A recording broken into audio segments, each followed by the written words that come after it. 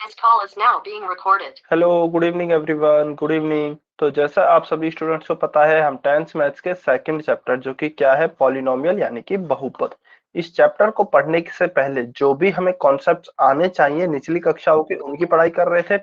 पिछली क्लास में हमने एक कॉन्सेप्ट पढ़ा था कि हमने गुणनखंड पढ़े थे, और किस विधि से, सार्वगुणनखंडों की विधि से।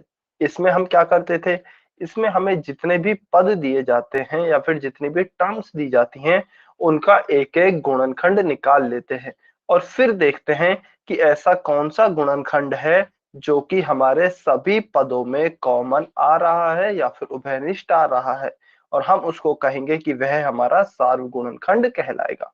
उदाहरण के तौर पर मान लीजिए, मुझे इस तरीके से दिया गया है 4x और 6xy। ये मेरे पास क्या है, दो पद दिए गए हैं, हमसे कहा गया है कि इसके आप सार्वगुणनखंड बताइए। तो हम कैसे निकालेंगे, सबसे पहले 4x के गुणनखंड कर लेते हैं। तो 4x को मैं क्या लिख सकता हूं, 4 को लिख सकता हूं 2 इंटू 2 और x की जगह पे x। तो 4x के गुणनखंड क्या आ गए, 2 इंटू 2 इंटू x। ऐसे ही 6xy के करेंगे, तो चलिए कर लेते हैं। 6 को क्या लिख सकता हूं, 2 इंटू 3। आपको पता है कि जो भी हमें संख्या दी गई होती है, उसको हम सबसे छोटी से छोटी संख्याओं के गुणा के रूप में लिखने की कोशिश करते हैं। अभाज्य गुणनखंड विधि द्वारा भी हम निकाल सकते हैं, या फिर क्योंकि यह छोटी संख्या है तो हमने डायरेक्ट ही लिख दिया 2 इंटू 3। फिर क्या है, एक्स वाई है तो गुणा में x और गुणा में y। अब देखिए हमें क्या निकालना है, सार्वगुणनखंड यानी कि कॉमन फैक्टर। तो हमें देखना है कि ऐसा कौन सा फैक्टर है या फिर गुणनखंड है जो कि दोनों ही पदों में कॉमन है या फिर उभयनिष्ठ है। तो देखिए, एक 2 इसमें आ रहा है, एक 2 इसमें आ रहा है, तो एक तो हो गया 2। एक x इसमें आ रहा है, एक x इसमें आ रहा है, तो यह हो गया x। बस, तो हमारा जो 2x है, यह हमारा कॉमन फैक्टर है दोनों ही पदों में। ठीक है, तो इस प्रकार से आपको क्वेश्चन सॉल्व करने हैं, या फिर कहें कि आप सार्वगुणनखंड निकाल सकते हैं। चलिए, अभी इसी पर आधारित आपको एक क्वेश्चन दिखाई दे रहा होगा, वह आपको सॉल्व करना है और उसका आंसर आपको पोल सेक्शन में करना है। क्वेश्चन क्या दिया गया है, हमें दिया गया है 2m 4m sorry 2m square और 4m, इसका हमें सार्वगुणनखंड ज्ञात करना है। तो सभी बच्चे सॉल्व करेंगे, पोल सेक्शन में आंसर करेंगे।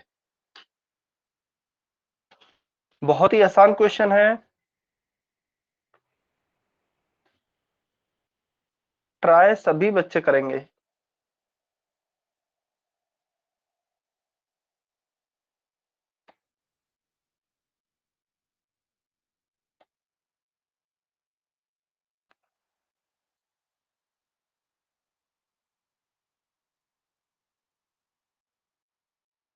वेरी गुड, काफी बच्चों के आंसर आ रहे हैं, बहुत बढ़िया।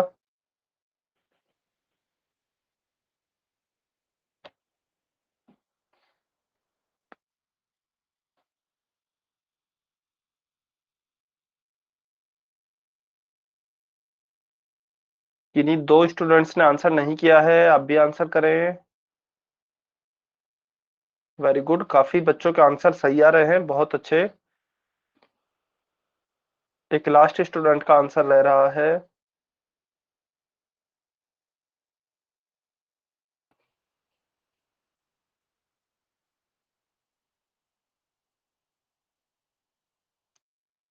चलिए, लास्ट 10 सेकेंड। किसी एक स्टूडेंट ने आंसर नहीं किया है, आप भी आंसर करें।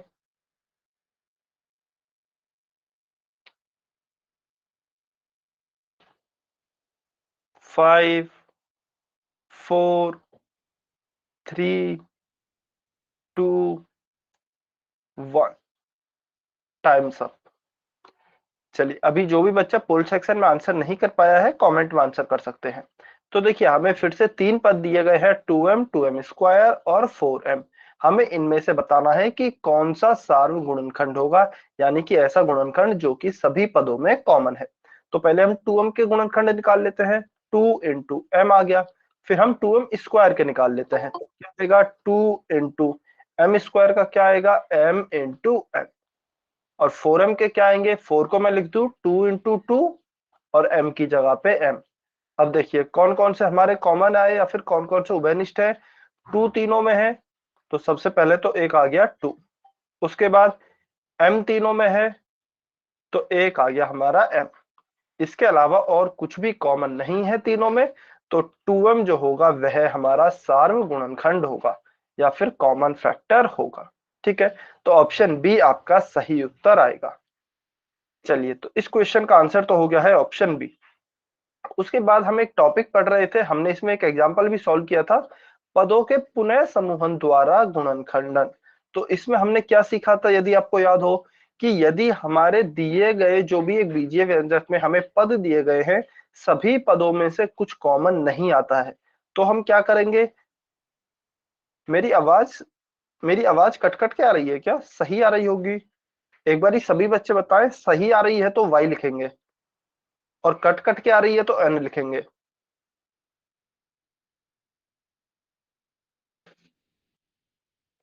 सही आ रही है ना? ठीक है, ठीक है, ठीक है।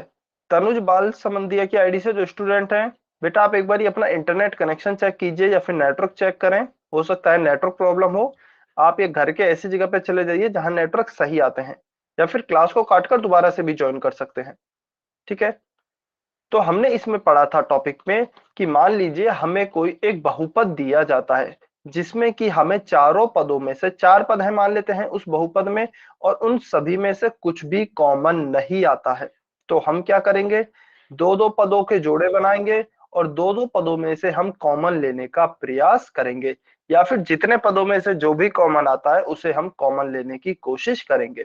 इस पे हमने एक एग्जाम्पल किया था, एक एग्जाम्पल आपको दिया गया था सॉल्व करने के लिए। तो उदाहरण दो आपने सॉल्व किया होगा, आपको होमवर्क के तौर पर दिया गया था। जिन भी बच्चों ने सॉल्व किया है वो जल्दी से कमेंट में इसका आंसर लिखेंगे। 10xy plus 21 plus 15x plus 14y, इसके गुणनखंड ज्ञात करने थे। इसमें से कॉमन कुछ भी नहीं आएगा, देखेंगे तो आप चारों पदों में से। तो फिर हमने कैसे सॉल्व करना बताया था, आप सभी ने यदि किया है तो आप सभी आंसर लिखेंगे।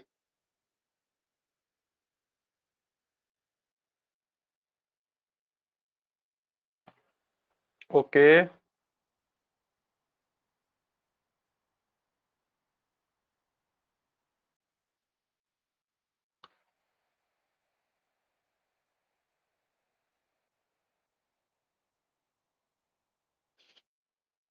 बेटा सभी बच्चों को अपना आंसर लिखना है, कोई भी बच्चा किसी दूसरे बच्चे का आंसर कॉपी नहीं करेगा। जो भी आपका आंसर आया है आप ईमानदारी से वही लिखेंगे।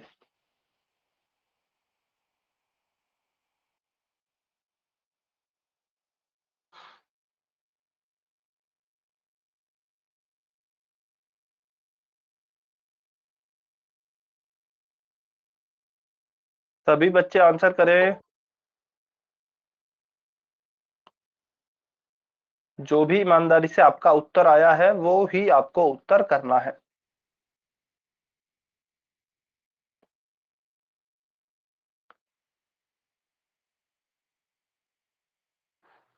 ठीक है, चलिए इस क्वेश्चन को सॉल्व करते हैं, देखते हैं क्या उत्तर आएगा। तो सबसे पहले हम क्या करते हैं, हम इनके गुणनखंड निकाल लेते हैं या फिर फैक्टर्स निकाल लेते हैं प्रत्येक पद के। ठीक है, सबसे पहला पद की, अच्छा सर उससे भी पहले हम पद देखते हैं। तो एक बहुपद में पदों को प्लस और माइनस के चिन्ह के द्वारा अलग किया जाता है, यह हमें पता है। तो पहला पद हो गया इसमें यह, उसके बाद प्लस का चिन्ह है तो इसका मतलब दूसरा पद शुरू होगा। तो दूसरा पद हो गया हमारा 21, उसके बाद फिर से प्लस का चिन्ह है तो तीसरा पद शुरू हो जाएगा 15x, और उसके बाद फिर से प्लस का चिन्ह है तो चौथा हमारा पद शुरू हो जाएगा 14y। ठीक है, तो ये हो गए हमारे पद, 10xy हो गया, 21 हो गया, 15x हो गया, 14y हो गया।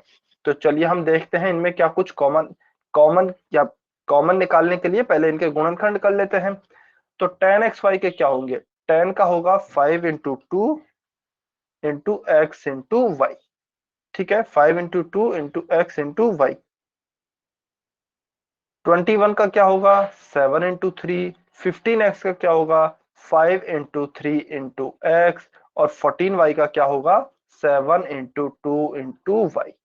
ठीक है, अब यदि आप देखेंगे तो इनमें से चारों ही पदों में से कुछ भी कॉमन नहीं आ रहा है। चारों पदों में से कॉमन नहीं आ रहा है, तो हम देखते हैं क्या ऐसे कोई दो दो पदों के जोड़े बन सकते हैं क्या, जिनसे कि हम कुछ कॉमन निकाल सकें। तो यदि आप देखेंगे क्वेश्चन को ध्यान से, अच्छा सभी बच्चे बेटा अपने आप को म्यूट पे रखेंगे, ठीक है। यदि आप ध्यान से देखेंगे तो देखिए, अब जो हमारा पहला पद है उसमें और जो तीसरा पद है उसमें, एक तो 5 यहाँ कॉमन है और एक इसमें आ रहा है, x इसमें है और x इसमें है। और यदि हम दूसरा और चौथा पद देखें तो 7 इसमें है, 7 ही इसमें भी है। तो इसका मतलब पहले और तीसरे पद में कुछ कॉमन आ रहा है और दूसरे और चौथे पद में कुछ कॉमन आ रहा है। तो हमारा जो क्वेश्चन मुझे इस प्रकार से दिया गया था, 10xy plus 21 plus 15x plus 14y, इसको मैं क्या कर रहा हूं, इस 21 और 15x को मैं आगे पीछे लिख रहा हूं, यानी कि 15x को मैं इधर लिख रहा हूं और 21 को इधर लिख रहा हूं। चिन्हों के साथ लिखना है, चिन्हों में कोई भी गड़बड़ी नहीं करनी है। चीजों को या फिर संख्याओं को हम आगे पीछे करके लिख सकते हैं, एक बहुपद में पदों को आगे पीछे किया जा सकता है, लेकिन कंडीशन यह है कि उनके चिन्ह भी साथ में होने चाहिए, ठीक है। तो यह जो प्लस का 15x है इसे मैं कहीं भी लिख सकता हूं, पहली जगह पे, दूसरी जगह पे, तीसरी पे या फिर चौथी पे, लेकिन चिन्ह हमेशा उसके साथ रहेगा। तो देखिए यहाँ पे 10xy की जगह 10xy लिखते हैं, प्लस 21 की जगह मैं 15x को आगे ला रहा हूं तो फिर प्लस का 15x, प्लस 15x की जगह पे मैं 21 को लिख रहा हूं 21 और प्लस 14y का 14y, ठीक है। अब देखिए 10xy प्लस 15x, 10xy यह रहा, 15x यह रहा, ठीक है। तो यहाँ पे चलिए लिख देते हैं, 10xy की जगह मैं क्या लिख रहा हूँ, 5 गुणा 2 गुणा x गुणा y, प्लस 15x की जगह लिखा 5 गुणा 3 गुणा x, ठीक है। इनमें अब कॉमन ले लेते हैं, क्या कॉमन आ रहा है, 5 कॉमन आ रहा है तो सबसे पहले 5 को कॉमन लिया, गुणा x भी कॉमन आ रहा है तो हमने x को भी कॉमन लिया। और ब्रैकेट में क्या आएगा, पहले पद में क्या बचा 2 और y, तो यहाँ पे लिखा हमने 2y, प्लस दूसरे पद में बचा 3, तो यहाँ पे लिखा हमने प्लस में 3, ठीक है। चलिए यह तो हो गए हमारे पहले दोनों पद। अब दूसरे दोनों पदों में भी हम देखते हैं, तो 21 को मैं क्या लिख रहा हूं, 7 गुणा 3, और 14 को क्या लिख रहा हूं, 7 गुणा 2 गुणा y, ठीक है। अब यहां से भी कॉमन लेते हैं, तो चलिए ले लेते हैं, 7 कॉमन आ रहा है केवल, तो प्लस में 7 को कॉमन लिया, पहले पद में क्या बचा, 3 बचा, तो हमने 3 लिखा, प्लस दूसरे पद में क्या बचा, 2y बचा, तो हमने यहाँ पर 2y को लिखा। क्या यहां तक सभी को क्लियर है क्या? अच्छा जिस भी बच्चे को डाउट है यहां तक वो n लिखे एक बारी, यहां तक यदि किसी भी बच्चे को डाउट है तो वो n लिखेंगे।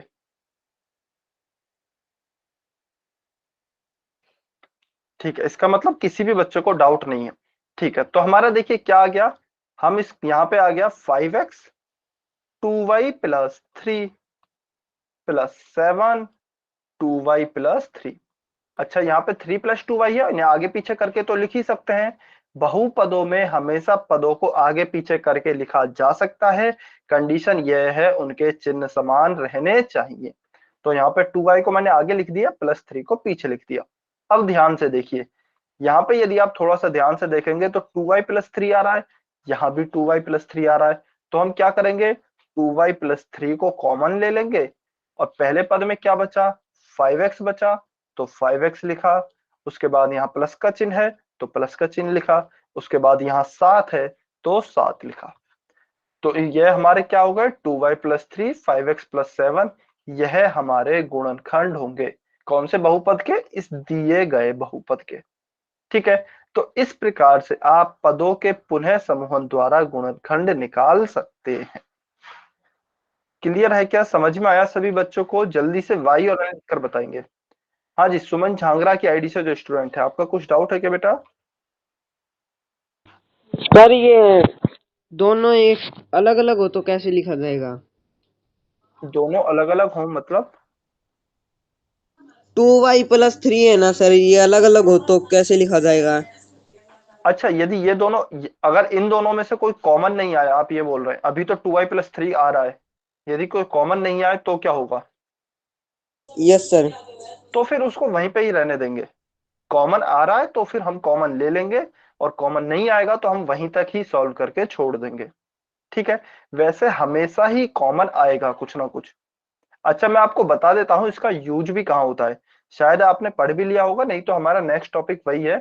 कोई भी क्वाड्रेटिक इक्वेशन आती है, उदाहरण के तौर पर मान लीजिए x square plus 2x plus 6, इस तरह की कोई इक्वेशन है। या फिर यहाँ पे, ठीक है चलिए इसे 2x की जगह पे यहाँ पे इसको ऐसे कर लेते हैं, x लिख लेते हैं, x² + x - 6। ठीक है, यह कोई हमारी क्वाड्रेटिक इक्वेशन है। तो आपको ध्यान होगा हम इस बीच वाले बराबर में 0 है, इस बीच वाले पद को दो भागों में विभक्त करते हैं। तो यहाँ पर कैसे करेंगे, x² + 3x - 2x - 6 = 0। फिर हमारा आप देखेंगे तो यहाँ पे उसी प्रकार का क्वेश्चन बन जाता है। हम इन दोनों पदों में से कुछ कॉमन लेते हैं, पहले वालों में से। तो यहाँ पे लेंगे तो क्या आएगा, x कॉमन आएगा इन दोनों पदों में से, तो x + 3। और उसके बाद वाले पदों में से -2 कॉमन आएगा, तो -2 कॉमन लेंगे तो फिर से x + 3 आएगा, बराबर में 0।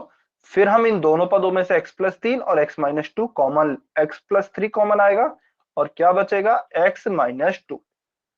तो हालांकि आगे हमारा टॉपिक यही है, लेकिन आपको जस्ट बताने के लिए कि इसका यूज कहाँ पे आता है, तो इसका उपयोग यहाँ पर आता है।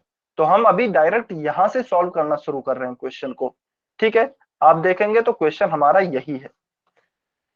तो इस प्रकार से आपको यूज करना है, अलग से इसका क्वेश्चन नहीं आएगा, इसका केवल यूज आएगा और उसका यूज यहाँ पे आएगा। ठीक है, किसी का डाउट है क्या, कोई कोई डाउट है तो वो अनम्यूट करके भी पूछ सकता है। सर कोई, इस हाँ जी क्या पे 3x और -2x क्यों लिखा है? अच्छा अच्छा, इसको अभी हम डिटेल में डिस्कस करेंगे। जिस प्लस एक्स को हमने +3x और -2x में कैसे बांटा है। ठीक है, इसको अभी हम डिटेल में, अगला टॉपिक यही है हमारा। जस्ट आपको थोड़ा सा याद दिलाने के लिए था कि इसको हम यूज कहां पे करेंगे, सॉल्व कैसे करेंगे वो हम आगे टॉपिक में पढ़ेंगे। ठीक है, चलिए तो इसका हमारा उत्तर क्या आ गया है, इसका हमारा उत्तर आ गया था 2y + 3 और 5x + 7। ठीक है, इस प्रकार से आप इन क्वेश्चंस को सॉल्व कर सकते हैं। कॉमन लेना बेटा आपको आना चाहिए, बहुत ही इंपॉर्टेंट है। गुणनखंड करने आने चाहिए, वह भी बहुत इंपॉर्टेंट है। चलिए अभी हम कुछ क्वेश्चन सॉल्व करते हैं। क्वेश्चन नंबर 93 आप सभी को सॉल्व करना है, पोल सेक्शन में आंसर करना है।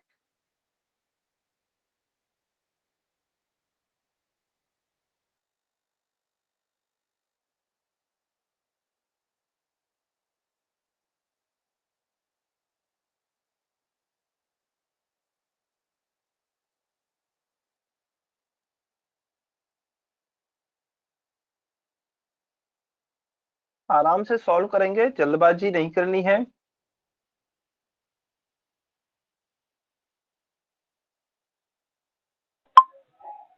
सर जी। अच्छा, तनुज बाल समंदिया की आईडी से जो स्टूडेंट है, बेटा आपको देखिए बताया गया है पहले भी कि पोल सेक्शन में आंसर करना है, अनम्यूट करके आंसर नहीं करना है। अरे बेटा आंसर कौन करता जी? तो क्या पूछ रहे हैं आप, कुछ पूछ रहे हैं क्या? जो परसों क्लास हुई थी जी उनके आप बोले थे जी कॉल सेक्शन के उत्तर परसों बता दी, हम बता दो जी। ठीक है, अभी आप म्यूट पे कर लीजिए बेटा, ये देखिए आपको पहले पूछना था। ठीक है, आपको बता दिए जाएंगे, नेक्स्ट क्लास में बता देंगे। अभी आप क्वेश्चन सॉल्व करेंगे, जो भी आपकी पिछली क्लास के पोल सेक्शन का उत्तर है वो अगली क्लास में बता दिए जाएंगे। अभी आप सभी बच्चे क्वेश्चन सॉल्व करेंगे। ax² + by² + bx² + ay², इसके आपको गुणनखंड करने हैं।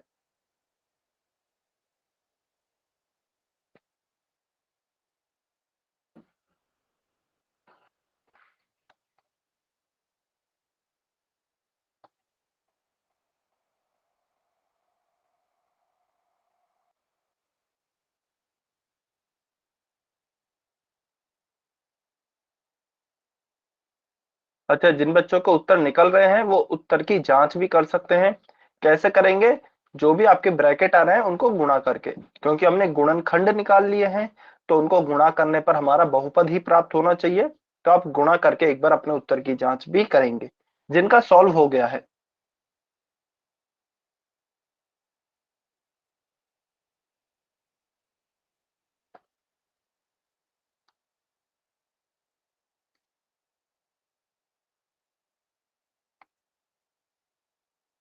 वेरी गुड, कुछ बच्चों के आंसर आ गए हैं, बहुत अच्छे।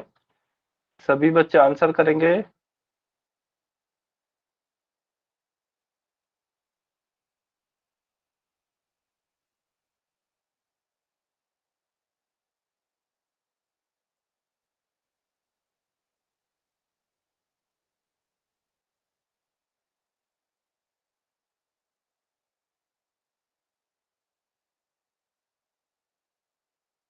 चलिए लास्ट 30 सेकेंड्स,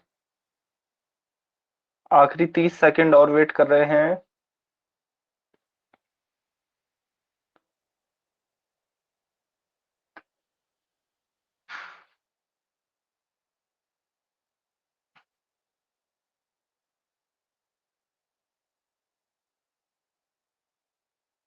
यदि किसी स्टूडेंट को टाइम कम लगता है तो आप टाइम के लिए भी बोल सकते हैं अनम्यूट करके।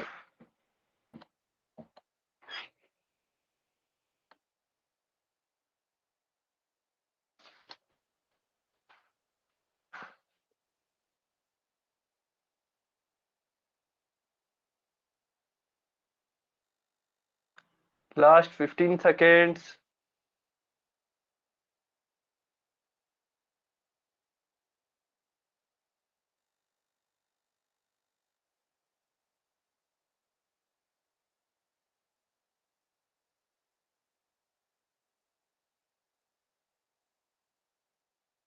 चलिए लास्ट 5 सेकेंड। 5, 4, 3, 2, 1। Times up. अभी जो बच्चे पोल सेक्शन में आंसर नहीं कर पाए हैं कमेंट में आंसर कर सकते हैं। तो देखिए हम इसके नए पेज पे लिख लेते हैं। क्वेश्चन क्या दिया गया है, ax² plus by² plus bx² plus ay² plus ay²। ठीक है, तो आप देखिए अब कुछ बच्चे क्या सोच रहे होंगे, कुछ बच्चे सोचेंगे कि सर पहले और तीसरे में कॉमन आ रहा है x², दूसरे और चौथे में कॉमन आ रहा है y²। ठीक है, या फिर हो सकता है कुछ बच्चे ऐसे भी सोच रहे हो, एक मिनट, कि सर पहले और तीसरे में नहीं, पहले और चौथे में कॉमन आ रहा है ए और दूसरे और तीसरे में कॉमन आ रहा है बी। ठीक है, तो आप किसी भी तरीके से सोच सकते हैं, या तो आप पहले और तीसरे में भी कॉमन ले सकते हैं या फिर पहले और चौथे में भी कॉमन ले सकते हैं। तो दोनों ही तरीके से आपका आंसर बिल्कुल सही आएगा, आप कैसे भी सॉल्व करने चाहे। तो मैं क्या कर रहा हूं अभी, अच्छा इसको मैं थोड़ा सा डायरेक्ट लिख रहा हूं क्योंकि साफ क्लियर दिख रहा है। तो हम है ना क्या करते हैं, पहले और तीसरे में से कॉमन ले लेते हैं। तो तीसरे पद को मैं यहाँ पे लिख रहा हूं और दूसरे पद को थोड़ा सा इधर लिख रहा हूं। ठीक है, तो हमारे बहुपद को हमने कैसे लिखेंगे, ax² प्लस bx² तीसरे नंबर पे था, इसे हमने दूसरे नंबर पे लिख दिया, प्लस जो by² था वो दूसरे नंबर पे था, इसे हम तीसरे नंबर पे लिख देते हैं by² प्लस चौथे पे ay² था तो ay² का ay²। ठीक है, अब देखिए इसमें से क्या कॉमन आ रहा है, x²। इसमें से क्या कॉमन आ रहा है, y²। तो पहले x² को कॉमन लेते हैं, x²।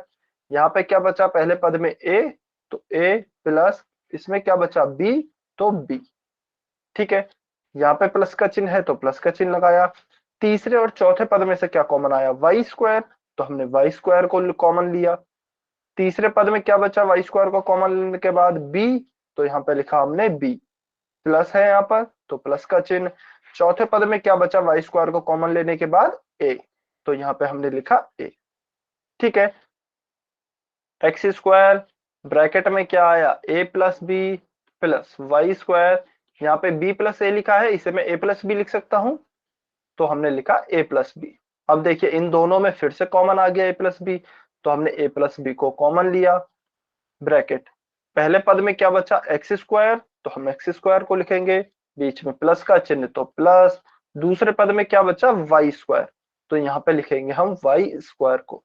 तो हमारे गुणनखंड क्या आ गए, a plus B x² plus y²। ठीक है, कौन से ऑप्शन में है हमारे, चलिए देखते हैं, ऑप्शन बी में। तो ऑप्शन बी हमारा सही उत्तर होगा। क्लियर है क्या? अच्छा जिन बच्चों को भी डाउट है वो एन लिखेंगे जल्दी से, केवल वो बच्चे जिनको डाउट है। कमेंट में एन लिख सकते हैं। ठीक है, सभी को क्लियर है, इसका मतलब कोई डाउट नहीं है। चलिए, तो इसका उत्तर हो गया हमारा option B. Next question, question number 94। अच्छा, तनुज की आईडी से जो स्टूडेंट है, हाँ जी, आपको कुछ डाउट है क्या? सर जी आप नु बोलेंगे किसी को भी कोई डाउट नहीं है जब मैं भेजाऊं नहीं। ठीक है, ठीक है। क्वेश्चन नंबर 94, सभी बच्चे सॉल्व करें क्वेश्चन नंबर 94 और पोल सेक्शन में आपको आंसर करना है।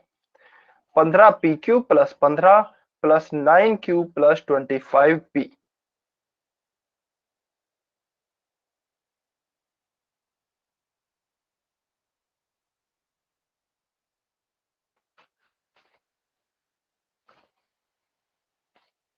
ध्यान से सॉल्व करेंगे। इसमें हो सकता है कुछ बच्चे फंसे या फिर कुछ बच्चे गलती करें, तो बहुत ही ध्यान से क्वेश्चन को सॉल्व करना है।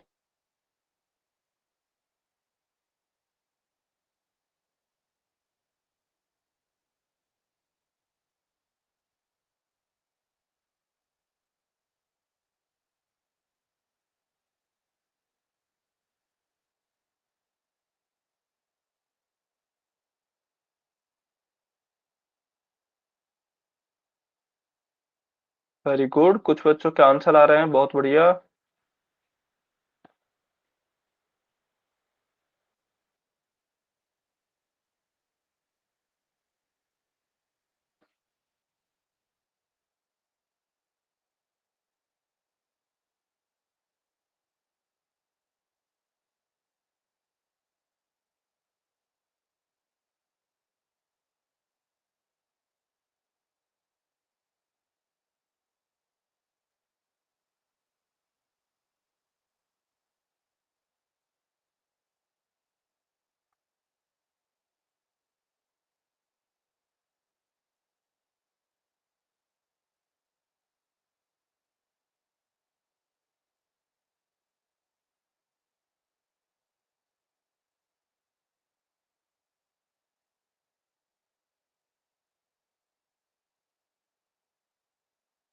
वेरी गुड, कुछ बच्चों के आंसर आ रहे हैं, सभी बच्चे आंसर करेंगे। अच्छा, तनुज की आईडी से जो स्टूडेंट है, बेटा आप अपना कैमरा बंद कर लीजिए।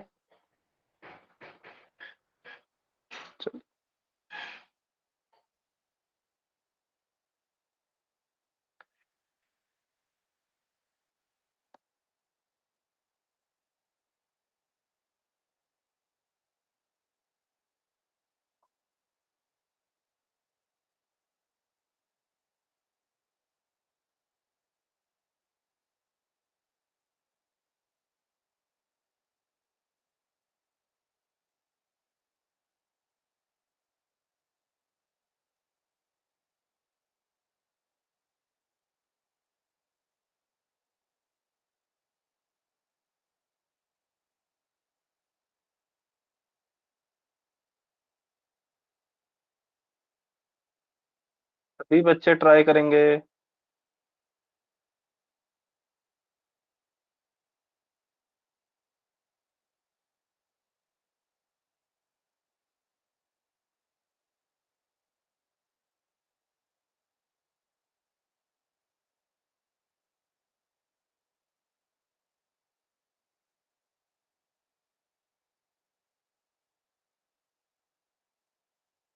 चलिए, लास्ट 1 मिनट। काफी बच्चों ने गलत गलत किए है ये क्वेश्चन।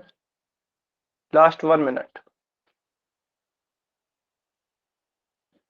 क्वेश्चन को आप ध्यान से एक बारी दोबारा सॉल्व करके देखेंगे, जिन भी बच्चों ने कर लिया है वो भी। ठीक है, और जो भी आप फिर आंसर आ गया है उसकी एक बार जल्दी से उत्तर की जांच भी करके देखें। किसी एक स्टूडेंट ने आंसर नहीं किया है, वो भी आंसर करें।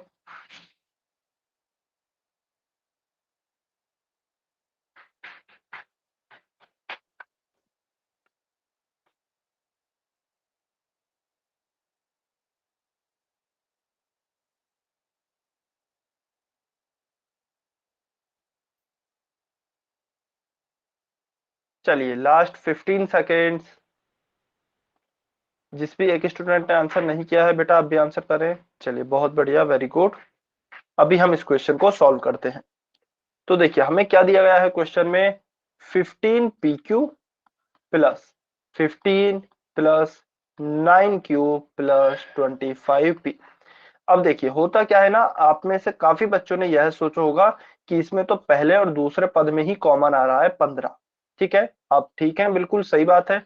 लेकिन यदि आप 15 को कॉमन ले लेते हैं पहले और दूसरे पद में से, तो फिर तीसरे और चौथे पद में कुछ भी कॉमन नहीं बच रहा।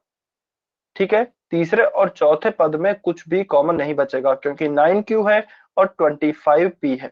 तो इसमें अच्छा, इसको एक काम करते हैं, पहले गुणनखंड कर लेते हैं प्रत्येक पद के, उससे हो सकता है उससे आपको ज्यादा अच्छे से समझ में आए। तो 15PQ को हम क्या लिखेंगे, 3 गुणा 5 गुणा P गुणा Q। ठीक है, 15 को क्या लिखेंगे, 3 गुणा 5। 9Q को क्या लिखेंगे, 3 गुणा 3 गुणा Q। और 25P को क्या लिखेंगे, 5 इंटू 5 इंटू P। तो फिर आप देखेंगे यदि हम 3 गुणा 5 को 3 गुणा 5 को कॉमन ले लेते हैं, तो तीसरे और चौथे पद में इसमें और इसमें कुछ भी कॉमन नहीं आ रहा है। ठीक है, तो इसका मतलब हम पहले और दूसरे पद में से कॉमन नहीं लेंगे 15 को। हमारी कोशिश यही रहती है कि हम दो दो पदों के जोड़े बना लें और उनमें से कुछ कुछ कॉमन निकाल लें। कोई बात नहीं, गलती से यदि आंसर रॉन्ग हो गया है तो आपको कॉन्सेप्ट समझ में आना चाहिए। ठीक है, कोई बात नहीं। तो अब हम जब पहले और दूसरे पद में से नहीं लेंगे, तो फिर हम देखते हैं कौन से पद में से हम ले सकते हैं। तो देखिए, या तो आप ले सकते हैं पहले और तीसरे पद में से। पहले और तीसरे पद में क्या कॉमन आएगा, 3 3 है, Q Q है। ठीक है, और दूसरे और चौथे पद में क्या कॉमन आएगा, यहाँ पर 5 है और यहाँ पर भी 5 है। ठीक है, तो चलिए ऐसे ही करते हैं, पहले और तीसरे पद में से हम कॉमन लेंगे और दूसरे और चौथे पद में से हम कॉमन लेंगे। ठीक है, तो इसको मैं दूसरे पेज पे लिख देता हूं जिससे कि आपको अच्छे से समझ पे आ सके।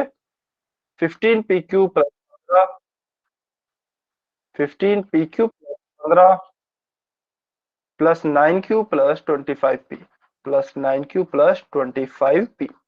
तो हमने देखा हमारा पहला और दूसरा पद में से कुछ कॉमन नहीं आ रहा था, तो तीसरे पद को मैं आगे लिख रहा हूं, दूसरे पद को मैं थोड़ा सा पीछे लिख रहा हूं।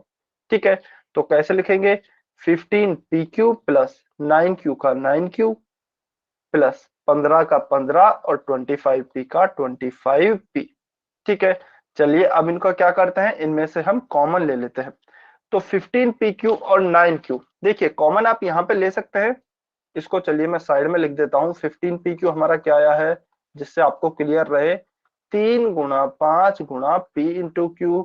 9Q हमारा क्या आया है, 3 इंटू 3 इंटू Q।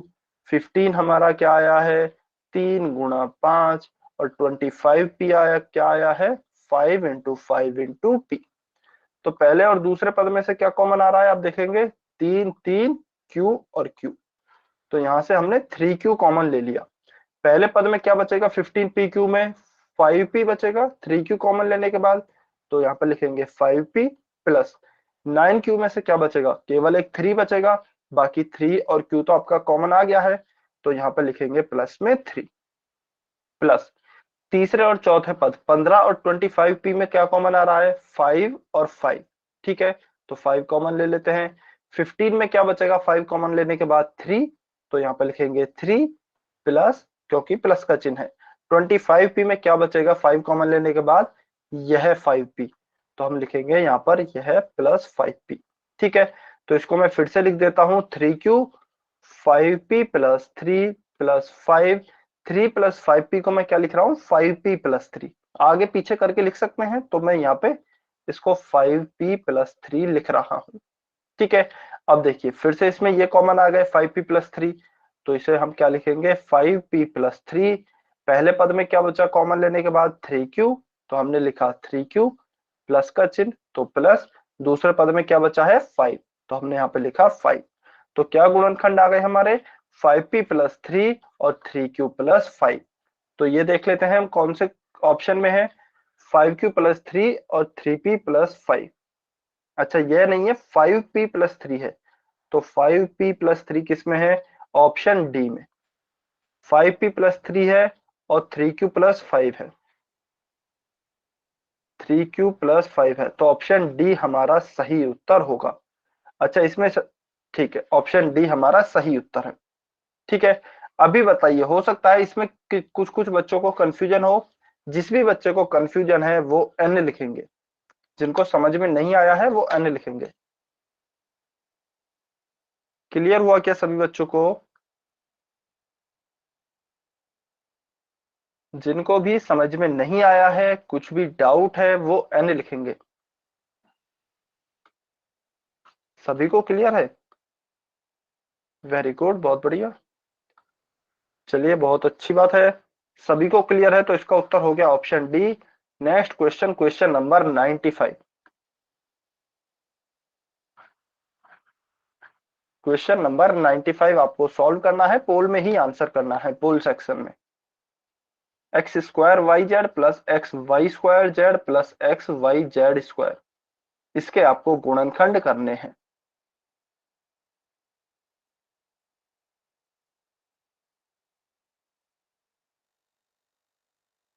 सर इन तीनों में से भी कॉमन ले सकते हैं क्या? हाँ जी, कोशिश हमेशा यही करनी है। यदि सभी पदों में से कॉमन आ रहा है कुछ, तो सभी पदों में से कॉमन ले। लेकिन यदि सभी पदों में से नहीं आ रहा है, तो फिर यदि 4 पद हैं तो आप दो दो पदों में से कॉमन ले सकते हैं। 3 है तो जैसे भी कॉमन आए वैसे कॉमन लेना है।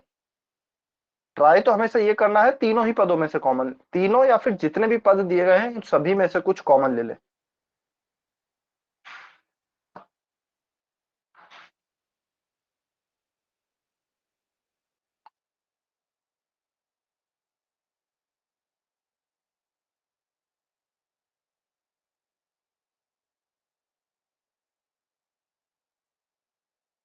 सभी बच्चे आंसर करेंगे, ट्राई सभी बच्चों को करना है।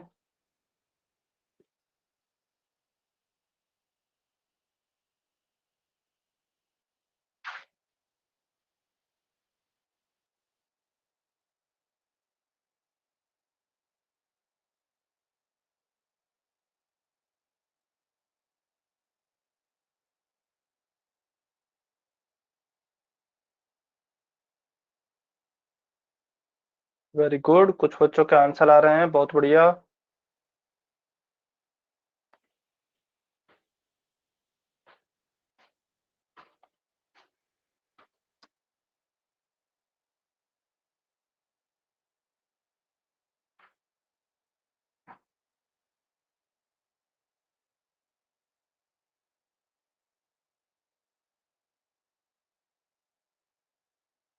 बहुत अच्छे, कुछ बच्चों के आंसर आए हैं। अच्छी बात यह, अभी तक जितने भी बच्चों के आंसर हैं सभी के सही आंसर आए हैं।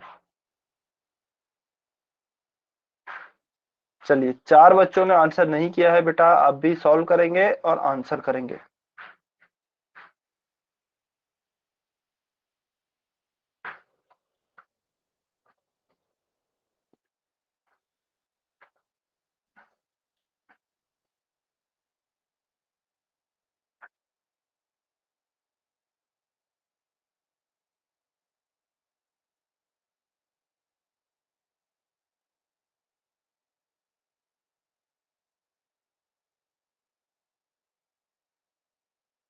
Last 1 minute.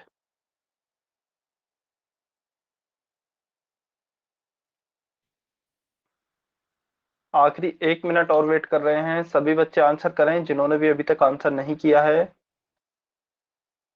सर पोल सेक्शन खोलना। अच्छा पोल सेक्शन में 1 मिनट, शायद आप आंसर नहीं कर पा रहे होंगे।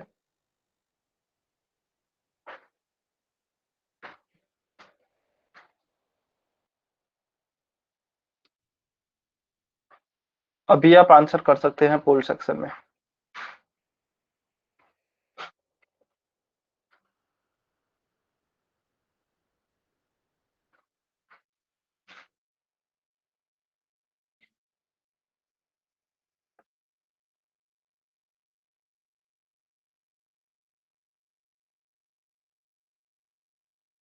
चलिए लास्ट 30 सेकेंड्स। किन्हीं 2 बच्चों के आंसर दे रहे हैं बेटा, आप भी आंसर करें।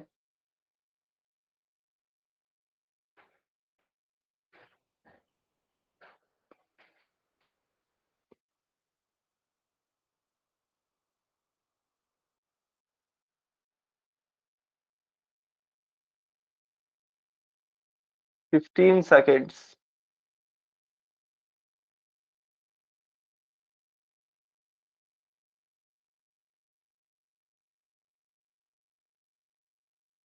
Five, 4, 3, 2, 1. Times up. चलिए, अभी जो भी बच्चे पोल सेक्शन में आंसर नहीं कर पाए हैं, कमेंट में आंसर कर सकते हैं. ठीक है, ओके, देखते हैं. चलिए क्या उत्तर आएगा. क्या दिया गया है question. X square y z plus x y square z plus x y z square, यह दिया गया है. तो सबसे पहले हम क्या करते हैं, प्रत्येक पद के गुणनखंड करके देख लेते हैं क्या कुछ कॉमन आ रहा है क्या सभी पदों में से. तो देखिए, एक्स स्क्वायर वाई जेड के गुणनखंड करेंगे, क्या आएगा. एक्स स्क्वायर है तो एक्स गुणा एक्स और गुणा में वाई इंटू जेड. ठीक है, फिर एक्स वाई स्क्वायर जेड है तो एक्स वाई स्क्वायर जेड, यह क्या आएगा. एक्स गुणा वाई स्क्वायर क्या हो जाएगा, वाई गुणा जेड. ठीक है, उसके बाद एक्स वाई जेड स्क्वायर है तो एक्स वाई जेड स्क्वायर, यह क्या हो जाएगा, एक्स गुणा गुणा जेड.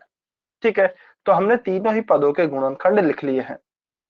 अब देखिए, हमेशा हमारी कोशिश रहती है कि सबसे पहले देखें कि क्या प्रत्येक पद में से कुछ कॉमन आ रहा है क्या, सभी पदों में क्या कुछ कॉमन आ रहा है क्या. तो इसमें देखते हैं, x यहाँ भी है, x यहाँ भी है, x यहाँ पे भी है, तो एक तो x कॉमन हो गया. उसके बाद y यहाँ पे है, y यहाँ पे है, y यहाँ पे है, और यहाँ पे z है और z है. तो इसका मतलब x गुणा y गुणा z, या फिर मैं कहूं x y z तीनों में कॉमन आ रहा है. तो चलिए तीनों में कॉमन ले लेते हैं. तो मैं इसको यहाँ पे लिख रहा हूं नीचे, x y z को मैंने कॉमन लिया. अब देखते हैं इस पहले पद में क्या बचेगा. x y z को कॉमन लिया तो x बचा, तो यहाँ पे लिखा x. फिर इसके बाद यहाँ प्लस का चिन्ह है तो प्लस का चिन्ह. दूसरे पद में देखते हैं, दूसरे पद में यह y बचा कॉमन लेने के बाद, तो हम क्या लिखेंगे y.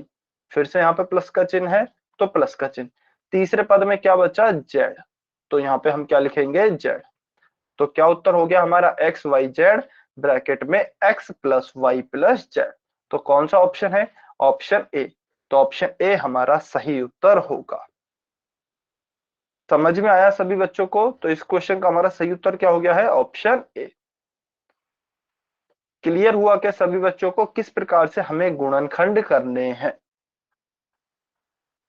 सभी बच्चे y और n लिखकर बताएंगे. यदि समझ में आया है, सब कुछ क्लियर है तो y लिखेंगे, कहीं पर कुछ भी डाउट है तो आप n लिखेंगे.